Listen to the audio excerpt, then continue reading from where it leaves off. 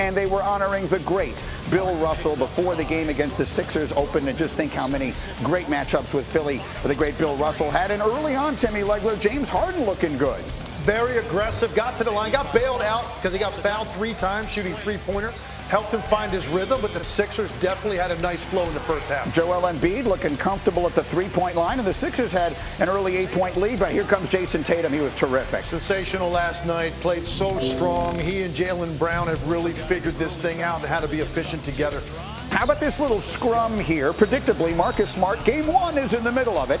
As he and Joel Embiid get tangled up, you're going to see a little replay of the action here. What'd you see? Yeah, Smart looks like the bad guy in this, but Joel Embiid clamped down on his arm and really could have hyperextended his elbow right there with that twist. So Marcus Smart does what most guys would do in that situation, grab an ankle and then see what happens from there. But I actually thought Embiid triggered that by clamping the arm. And then flopped. Under 7 minutes to go in the third. Sixers are down by 4. Harden trying to get a foul, can't do it. We're going the other way. And this is the stretch where the game got away from the Sixers. Turnovers converted into points going the other way. That was Jaylen Brown. He had 35. This is Jason Tatum. He had 35. Celtics a 10-point lead. Early fourth now. We got sloppy offense turning into offense going the other way.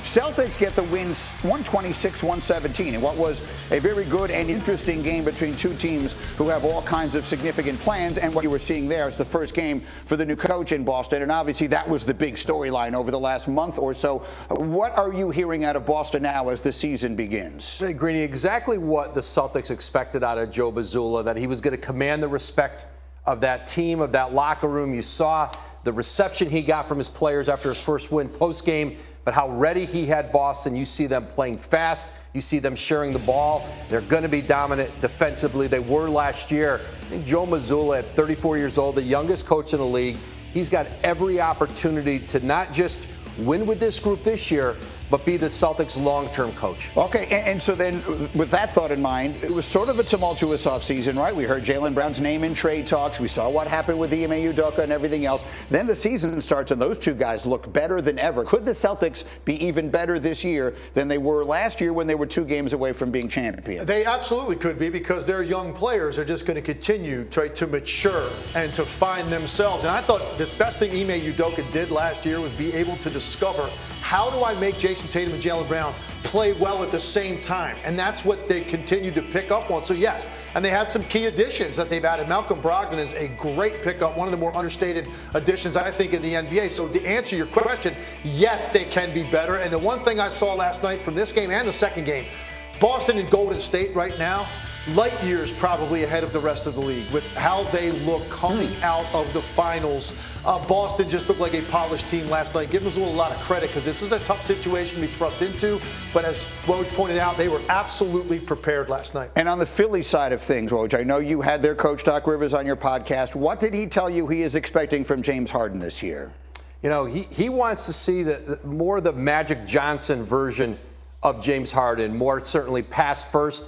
You know, he's still going to be a very effective scorer. The one thing Doc Rivers said, in the 24 games last season with Embiid and Harden together, they were the best pick-and-roll combination in the league. Doc Rivers thought, and looking back over it this summer, they were probably at about 50% efficiency. He said if we can get those two to about 75% efficiency, especially in the playoffs, we're going to be really tough to beat. Quickly, are the Sixers a legit contender? What do you need to see from them that will make the answer yes? I need to see an internal acknowledgement in their locker room that Tyrese Maxey needs to be their second best player. And when they finally come to that conclusion and James Harden accepts that and plays the role that Woj just described, then I will take them seriously as a contender. He cannot live in the shadows for stretches of games, and that's what I felt he did last night. Had decent numbers. Most of those were hollow in the second half. The enthusiasm I've heard in Philadelphia over Tyrese Maxey, the growth he's made this summer, you don't hear it often about players like this at this early in their career. He's going to be a star for the Sixers. Very interesting start to the season. We will have LeBron James starting year number 20. And Timmy Legs, it looked like the Warriors are in mid-season form moving the ball. So sharp. I mean, so much cohesion. So many guys back from that team that won a title, and they were absolutely active and moving it early on. Steph started slow, then heated up. Meanwhile, Lakers on the other side. Take a look. They just can't find anything, and it leads to the transition the other way. get out in the open floor. This is when they're most lethal. Klay Thompson on a minutes restriction right now, had to pick his spots, found one right there on the pull-up. Third quarter we go. Warriors had a 10-point lead, and now we're going to go a little on the reverse side of this thing here as the Lakers turn defense into offense, and LeBron still has this. This was the message all preseason, right? We got to be a better defensive team. They add Patrick Beverley. You think it's going to be something that's a tone with this team, at least for this stretch.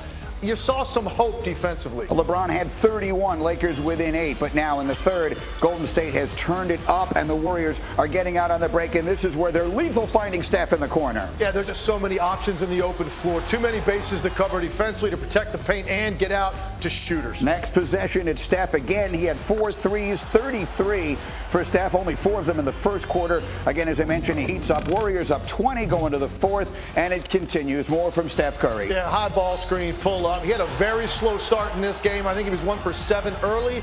Had a big night, though. Warriors win big. LeBron's Lakers have some questions, particularly on shooting. I think we're getting great looks. I think, but it also could be teams giving us great looks. I mean, if you be completely honest, we're not a team that's constructed of great shooting. And that's just the truth of the matter is. It's not like, we're sitting here with a lot of lasers on our team. Well, that is a very honest and perhaps troubling assessment from LeBron James beginning season number 20. And, of course, Woj is with us this morning. And Woj, on Countdown the other night, Jalen Rose was saying that the Lakers have the potential to be special this year, but they need to make moves. Is this the squad that we will see the Lakers have throughout the entire season? Yeah, the Lakers are really devoid of player trade assets. What they really have available to them that is appealing to other teams, unprotected picks in 2027 and 2029. And what the Lakers have looked at, what they'll continue to look at, is packaging those picks with Russell Westbrook's expiring $47 million contract to see what would be available in the marketplace. They've talked a lot with Indiana. Those have cooled. That'll probably start up again at some point if the Lakers are willing to give up both first-round picks in a deal for Buddy Hield, Miles Turner. Look, that would be a huge difference, and one would wonder, if you have LeBron James, your chance of winning is right now, what are you worried about 27 and 29? In the meantime, is there a role on this team, Tim Legler? The Lakers are now 11-11 when their big three, and I'm going to put that in air quotes, actually play together. Is there a role on this team for Westbrook? Here's what stood out to me last night, including Russell Westbrook. This team doesn't play with any passion. They did not look to me like they believed they belonged on that court with the Golden State Warriors. It was a series of individual playmaking from LeBron and AD mainly. Westbrook had a decent night numbers-wise. The rest of their roster, they're just out there logging minutes. Like, no one's empowered to go out there and fit into a particular style where they feel like they can go be themselves. It's basically sort of get out of the way of LeBron and AD and just let them play. And at no point did it look like they had, up on their toes where they thought, we're out here tonight for a slugfest with this team to prove who we are early in the season. They looked like they caved pretty easily when the Warriors went on a run in the third quarter. That, to me, was the most demoralizing part of the night, because I'm looking at LeBron and AD saying, hey, if these two guys are healthy, you always say that every year, but I don't believe that. Based on what I saw last night, they're miles away from being a legitimate contender. The Warriors are miles away from being a legitimate contender. There you have it. And again, the Warriors in the third quarter are the best team in the NBA. And Woj, do we have reason to believe now that all is well in Golden State? We obviously have all seen what happened with Draymond and everything else. They talk like they're good. They've got great leadership. Should we believe everything there is fine? There's a lot of optimism there, Greeny, that they will get through this Draymond Green, Jordan Poole situation. And I think a lot of what Draymond Green has done internally is put a lot of pressure, aggression on his teammates, the younger players. I think the belief in Golden State is he'll start to turn that more on opponents, less internally. He may not have the credibility to do that with this group moving forward, but they're at their best when Draymond is doing that against the teams they play, against star players he's covering. I think they have great confidence right now. They can get through this, make another title run without feeling like this is something that is going to ultimately sidetrack this team. And what they continue to do is move the ball better than any team. They had 31 assists last night. They shoot 54% off passes. They are so much better at that than anybody else. And again, they look in midseason form on that front. It's almost not fair. The depth that this team has, because you're sitting there watching the game at the start, you're expecting to see, you want to see Jordan Poole play, you want to see Wiseman, right? They haven't had a guy with this kind of length and skill as a screen dive guy. They haven't had that in the system in the Steph Curry era. Now you've got this elite level 7-foot finisher that's that athletic. So you wanted to see that. I wanted to see Kuminga. He didn't really do much last night. But then you forget, you go, wait a second.